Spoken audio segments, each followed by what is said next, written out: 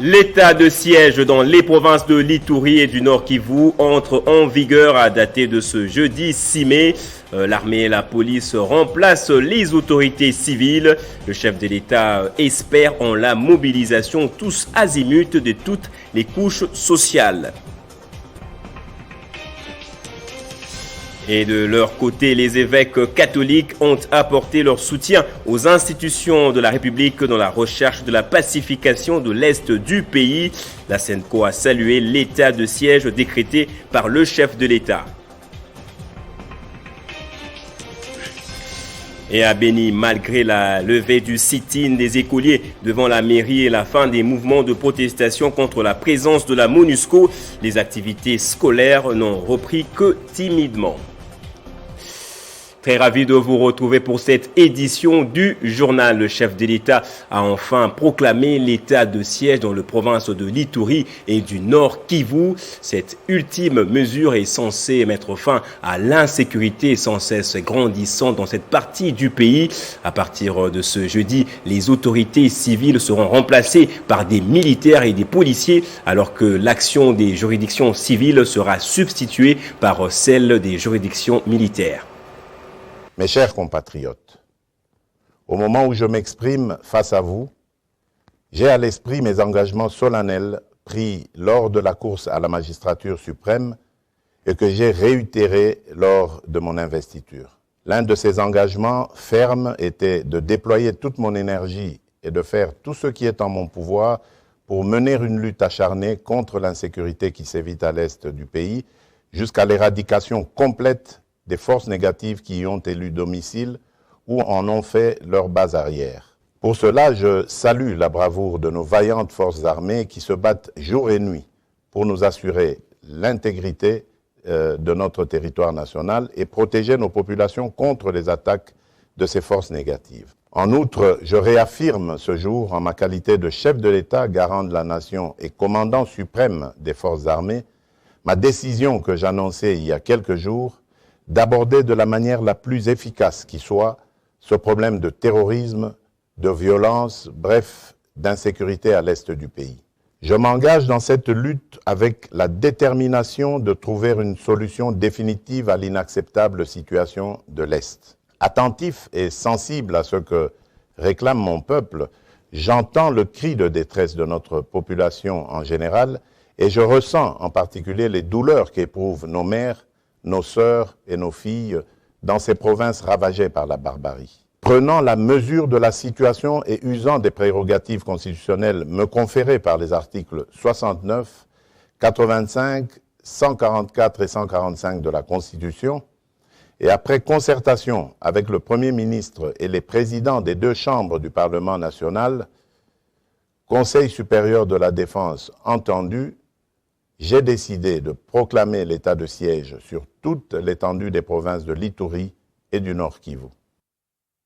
Je le disais, la SENCO va accompagner les institutions de la République, particulièrement le Parlement, dans la recherche de la paix à l'est du pays. Les évêques catholiques ont remis à ce sujet un mémo au président de l'Assemblée nationale. Comme vous le savez, les évêques membres de la SENCO avaient pris l'engagement d'accompagner les institutions de l'État pour le bien-être de la population. Et le Parlement, c'est une des grandes institutions qui mérite l'accompagnement de nos pères évêques, qui ne sont pas politiciens, mais qui veillent sur le même peuple dont sont chargés les députés. Alors pour cette fois-ci, c'était par rapport à la situation de l'Est. Nous ne pouvons pas dormir tant que la situation n'évolue pas là. Vous avez suivi dernièrement, on a même tué un religieux. C'est un musulman, demain ça sera un catholique, ça sera un protestant, donc nous sommes tous concernés. Nous avons salué la dynamique mise en place par le président de l'Assemblée nationale pour jusqu'à diligenter une enquête parlementaire à l'Est. Et bien avant ça, la CEAC, l'Association des conférences épiscopales d'Afrique centrale et la SENCO avaient diligenté une mission de réconfort et de solidarité à l'Est. Et fort de cette mission, ils ont fait un plaidoyer adressé le 20 février au chef de l'État et les évêques avaient pris l'engagement de faire le même plaidoyer auprès, entre autres, du Parlement et du gouvernement. Alors je suis venu remettre au président de l'Assemblée nationale les plaidoyers de la CEAC et de la CENCO, le contenu de ces plaidoyers des évêques comme contribution à la mission parlementaire à l'Est. Et dans le secteur de l'éducation, après plusieurs semaines d'arrêt suite aux manifestations des enfants pour exiger le déplacement du président de la République, les activités scolaires ont repris à Béni dans un climat plutôt timide depuis lundi 3 mai. Le responsable de la sous-division de l'EPST Béni promet pour sa part de se prononcer sur l'effectivité de cette reprise. Pour rappel, le chef de l'État avait, lors de sa récente adresse, réitéré sa promesse de s'installer dans la province du Nord Kivu. Une entreprise colombienne est prête à apporter son expertise dans la protection et la sécurisation des données numériques en RDC.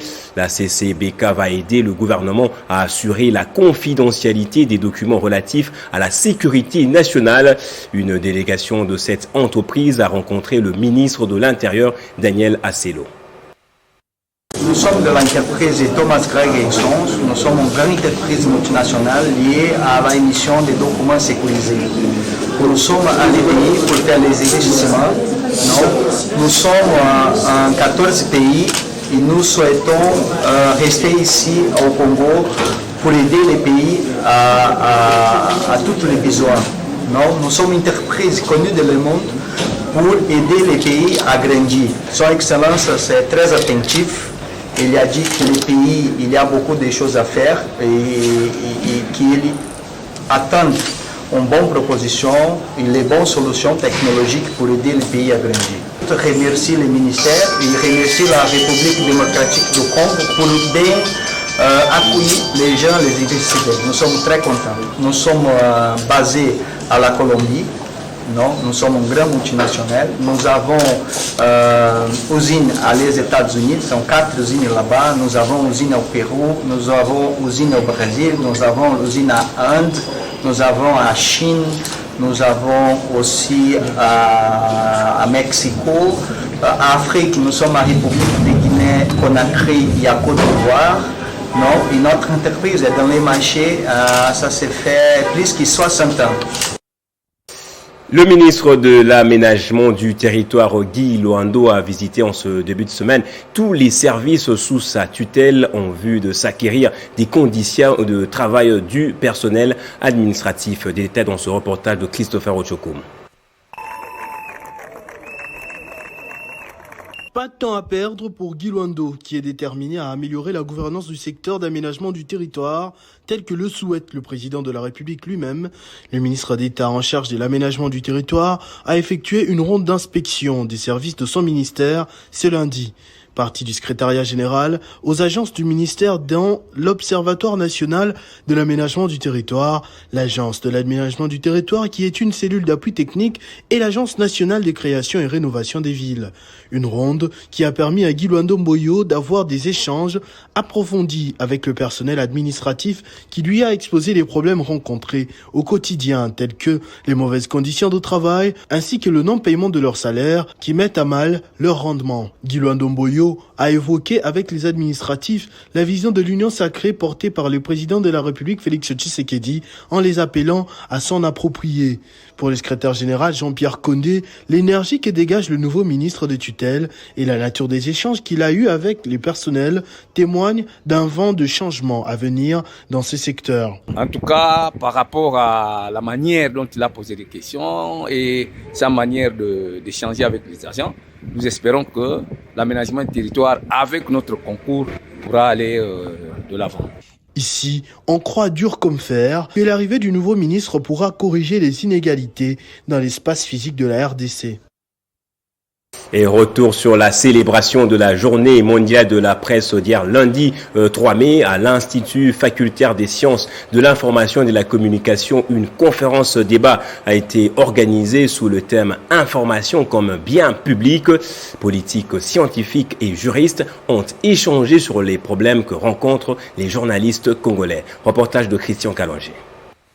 La journée mondiale de la liberté de la presse est une occasion pour les professionnels des médias de réfléchir sur les pistes et des solutions favorables à la promotion des droits des journalistes. Devant les étudiants et étudiantes de l'Institut facultaire des sciences de l'information et de la communication, le professeur Luzolo Bambi a préconisé la dépénalisation des délits de presse comme élément majeur pour l'éclosion de l'état des droits. Que le délit de presse est un terme qui est inventé, qui n'existe pas dans le code pénal congolais. Il n'y a pas d'infraction appelée délit de presse. Mais le terme désigne une série d'actes qu'on peut considérer comme étant infractions dans notre code, notamment les diffamations, les imputations, les injures publiques. Autrement dit, est-il concevable dans une démocratie naissante et dans le cadre de l'émergence de l'état de droit, que dans les fautes qu'il commet, qu'un journaliste s'expose à l'emprisonnement? Est-ce qu'en dehors de l'emprisonnement, n'y a-t-il pas d'autres formes de sanctions qu'on peut imaginer pour rendre le journaliste responsable quand même, mais que ce soit des sanctions autres que l'emprisonnement? C'est cela, en fait, la problématique de la dépénalisation. Pour sa part, le recteur de l'IFASIC a insisté sur le respect de règles déontologiques et éthiques pour parvenir à une presse libre. Le journaliste a l'obligation de respecter le code déontologique qu'il a lui-même mis en place. Parce que s'il ne le respecte pas, l'information qu'il réalise, c'est une information biaisée, maltraitée. Et donc, il ne peut pas prétendre à la dépénalisation de ces faits si lui-même traite mal les informations qu'il livre au public. Pour clôturer en beauté cette conférence, les étudiants ont remis un prix de mérite au comité de gestion, une manière d'exprimer leur reconnaissance pour la qualité de l'enseignement acquis au sein de cet alma mater. Et à Lubumbashi, le chapiteau Arc-en-Ciel a accueilli la cérémonie officielle de mise en place de la coordination au Katanga de l'ASBL Initiative Plus Olive Lembe Kabila pour cette journée qui a coïncidé plutôt avec la journée internationale du travail. Les femmes ont été édifiées sur les thèmes le travail, source d'autonomisation financière et de stabilité du ménage.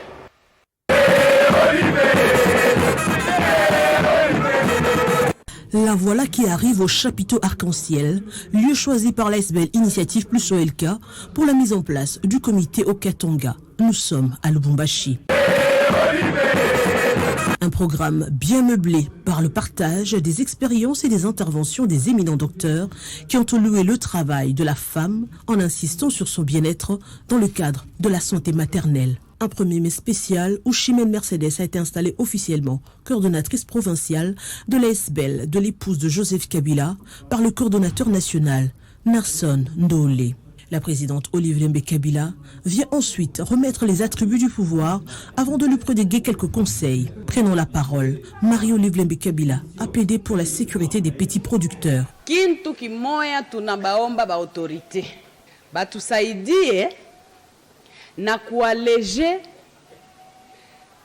surtout buuji ya bantu ya leta. Tuko njo na lazima zaidi ya masubvention. Kwa mfano, wabunge wetu walideside kuratifier kuingia ndani la zone de libre-échange. Le travail, source d'autonomisation financière, de la stabilité des ménages, thème choisi par IPOLC pour la célébration de la Journée internationale du travail. Et pour lier l'utile à l'agréable, la dame au grand cœur a remis des pagnes et autres présents à ses hôtes avant de partager un repas. À Kinshasa, les travaux de réhabilitation de l'avenue Yolo, qui comprend également la réhabilitation du pont jeté sur la rivière Kalamou, ont effectivement commencé. Les ingénieurs sont pour l'heure en train de placer les enclos en tôle avant de s'attaquer aux travaux de reconstruction du pont Bongolo. Reportage de Bedin Kenge. Après les passages du gouverneur de la ville de Kinshasa, Jontini Ngobila, sur l'avenue Bongolo dans la commune de Kelamu, où il avait ouvert la passerelle provisoire pour permettre aux usagers de traverser à partir du quartier Yolo Nord à Kimbangu et vice-versa. Ce, en attendant la construction du nouveau pont en remplacement à l'autre ouvrage devenu vétuste et qui s'est sérieusement affaissé. Actuellement, une société congolaise commise aux travaux de la reconstruction de ce pont jeté sur la rivière Kalamu, sur l'avenue Bongolo, s'active à placer d'abord les enclos en tôle pour notamment protéger les matériels de construction. Cet exercice met déjà en alerte les populations riveraines. Elles en appellent à l'implication du chef de l'exécutif provincial de Kinshasa pour que ces travaux se réalisent correctement et dans un bref délai. En tout cas, vraiment, la CPN a passage à Ngobilambaka. Je suis ravi du passage du gouverneur. Après plusieurs années d'abandon, ce pont sera reconstruit. Nous sommes propriétaires de maisons commerciales sans circulation. Avec les taxes que nous payons, nous risquons de faire faillite.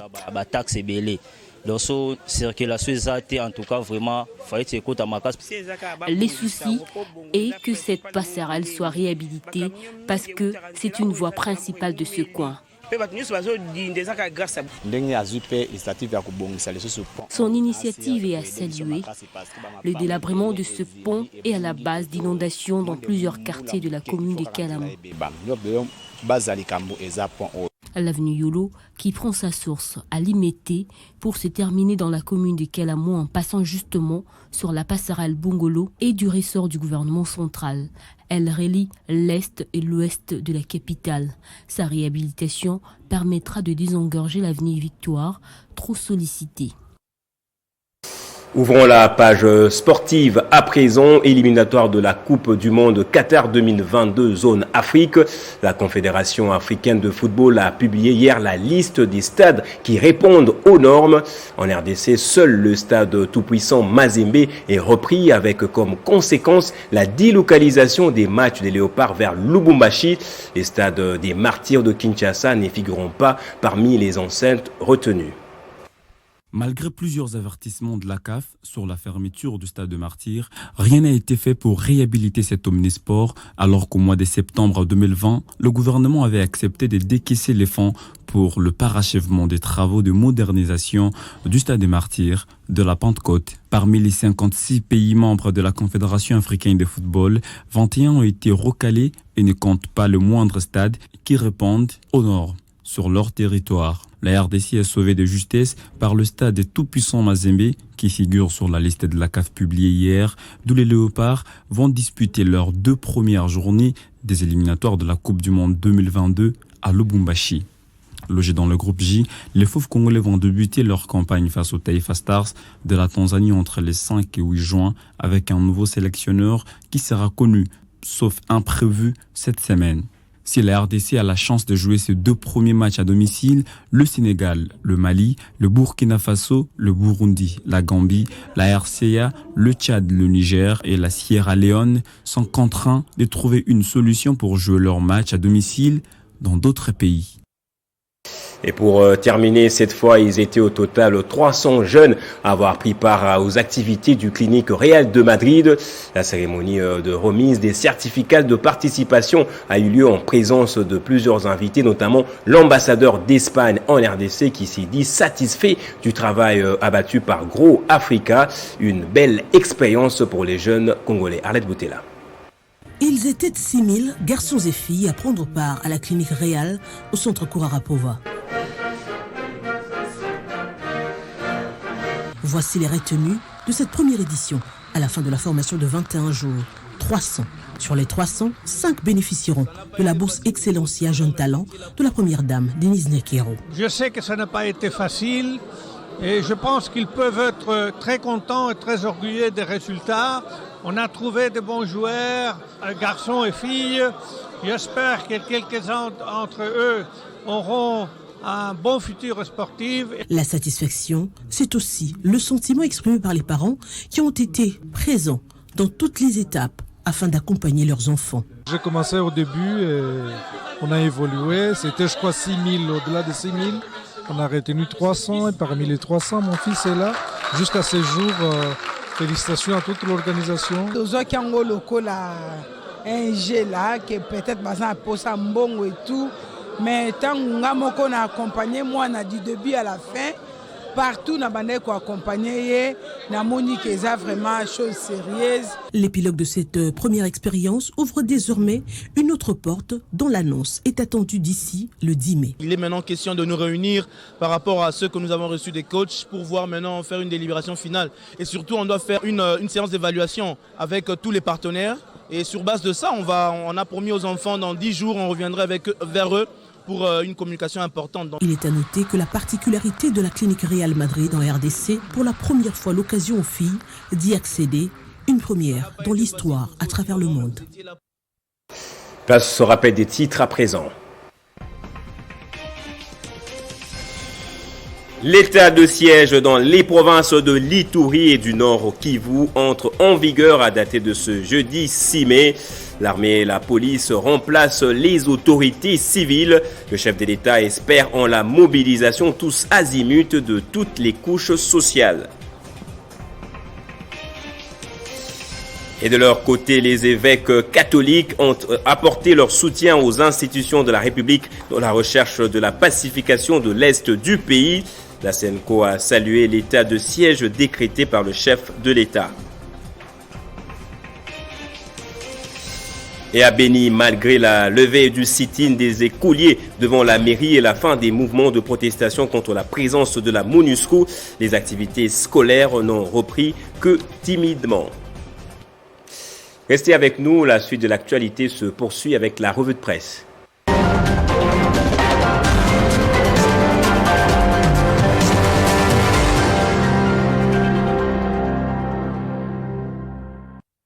Et la présentation de la revue de presse est signée Jenny Kayembe qui fait déjà son entrée de l'autre côté du studio. Bonjour et bienvenue à vous Jenny. Bonjour Gaëtan Kouabouandi, bonjour à tous. Alors les journaux parus ce mardi à Kinshasa commentent abondamment l'état de siège proclamé au Nord Kivu et en Ituri, ainsi que les tractations en cours pour l'élaboration de la charte de l'Union sacrée de la nation. Effectivement, comme vous venez de le dire, l'Ituri et le Nord Kivu seront désormais dirigés par le militaire. Note, forme des As dans le cadre de l'état des sièges proclamé par le président de la République, qui invite d'ailleurs les Congolais à une mobilisation totale pour faire front avec nos forces armées. Et au gouvernement, le chef de l'État a recommandé de ne ménager aucun effort pour assurer la logistique nécessaire aux forces armées. Déjà, comme vous venez de l'annoncer dans votre journal, la conférence épiscopale nationale du Congo annonce sa contribution à la mission parlementaire qui sera plutôt diligentée dans l'est du pays, informe le potentiel. Par ce geste, Gaëtan Kouabouandi poursuit les quotidiens. L'Église catholique entend appuyer les efforts du Parlement et du président de la République qui ont pris des initiatives louables dans le sens du rétablissement de la paix et de la sécurité dans les provinces troubles du pays, spécialement le Nord Kivu et l'Ituri. Les populations locales sont appelées à coopérer étroitement avec les autorités militaires qui seront déployées et en dénonçant l'ennemi du peuple ainsi que toute forme de complicité complète la prospérité. Félix Tshisekedi va remplacer les autorités civiles par les militaires et les policiers. L'agence congolaise de presse souligne que les gouvernements provinciaux des provinces concernées seront composés respectivement d'un gouverneur militaire et d'un vice-gouverneur policier. Et Gaëtan Kouabouandi pour l'élaboration de la charte de l'Union sacrée de la République. 7sur7.cd rapporte qu'une équipe d'experts a été constituée au cours d'une réunion de l'Union sacrée tenue lundi sur demande de Félix Tshisekedi. Quant à ceux, on croit Modeste Bati cité par ce site, il a été question d'échanger sur comment structurer l'Union sacrée en vue de lui doter d'une charte qui lui permettra de fonctionner harmonieusement. On va terminer avec ce sujet. Au Burkina Faso, au moins 30 civils tués et un village saccagé dans une région de l'Est. Tout à fait, c'était dans le département de Futuri, dans la région Est. On croit MSN.com, des hommes armés non encore identifiés ont investi le village très tôt et se sont attaqués aux populations malgré l'intervention des volontaires pour la défense de la partie. Le bilan provisoire fait état d'au moins 30 morts, des habitations et de greniers ont été incendiés. Les assaillants ont fait irruption dans le hameau des cultures des Kodiel hier au Burkina Faso. Selon les témoignages recueillis par des sources sécuritaires sur place, ils étaient environ 300 personnes, explique un témoin cité par alafrica.com. Seules les femmes et les enfants ont été épargnés. Et pour l'heure, Gaëtan Kouba-Brandi, cette attaque n'a pas été revendiquée, rapporte Radio France Internationale. Elle intervient quelques jours seulement après que le village des Kodiel a recruté son premier volontaire pour la défense de la partie civile autorisée à participer à la lutte contre le terrorisme. Une vingtaine de jeunes sortaient tout justement de la formation. Pour certaines sources locales, l'effet que les assaillants ne s'en soient pris qu'aux hommes marque une volonté de représailles. Merci Jenny Kayembe pour cette présentation. Merci à vous autant. C'est par ici que ce journal prend fin. Je vous remercie tous de votre fidélité. Soyez toujours heureux, madame, messieurs. L'actualité reste en continu sur votre chaîne.